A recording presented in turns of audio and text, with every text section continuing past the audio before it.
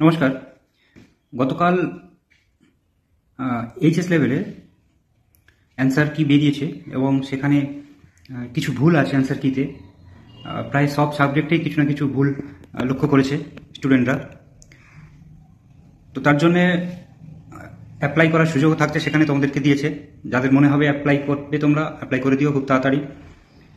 আর পুজোর পরে সম্ভাব্য ইন্টারভিউয়ের ডাক পড়বে, টেস্ট প্লাস ইন্টারভিউ ডাক পড়বে। সেখানে তোমাদের কিছু ডকুমেন্টস তোমাদের রেডি করে রাখতে হবে আগে থেকে, সেগুলি তোমরা রেডি করে রেখো। আর ডকুমেন্টস কি রেডি রাখবে? তোমরা যারা মাধ্যমিক লেভেলে পরীক্ষা দিয়েছো তারা গ্র্যাজুয়েশন সার্টিফিকেট রেডি রাখো। গ্র্যাজুয়েশনের অ্যাডমিট, মার্কশিট, সার্টিফিকেট, তারপর বিএডের মার্কশিট, সার্টিফিকেট রেডি রাখো। আর এনসিটি অ্যাপ্রুভ কপি, যে বছরে তোমরা বিএড পাস করেছো বিএড সেই বছরই এনসিটি অ্যাপ্রুভ করা কপি অবশ্যই কাছে রেখো। যারা পোস্ট গ্রাজুয়েট লেভেলে পরীক্ষা দিয়েছো তারা অবশ্যই পিজি লেভেলের অ্যাডমিট, মার্কশিট, সার্টিফিকেট তোমরা রেডি রেখো, প্লাস বিএড সার্টিফিকেট আর এনসিটি অ্যাপ্রুভ কপি সাথে রেখো।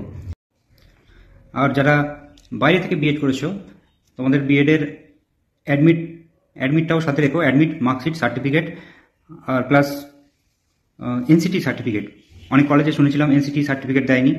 এনসিটি সার্টিফিকেট তোমরা গুগল সার্চ করো, গুগল সার্চে ওখানে পেয়ে যাবে। সেই বছরে, যে বছরে তোমরা বিএড করেছিলে সেই বছরের এনসিটি সার্টিফিকেট তোমরা ডাউনলোড করে নিতে পারো। আর যারা SC ST OBC category candidate আছে তারা তাদের সার্টিফিকেটগুলো রেডি রাখো। যাদের ডিজিটাল সার্টিফিকেট নেই তারা ডিজিটাল সার্টিফিকেট রেডি রাখো। বিশেষ করে যাদের ওবিসি এএফবি ক্যাটাগরি তাদের ওবিসি সার্টিফিকেটটি রিভ্যালিডেট তোমরা করতে দিয়ে রাখো নিকটবর্তী বিডিও অফিসে বা এসডি অফিসে গিয়ে, যেখানে লাগে।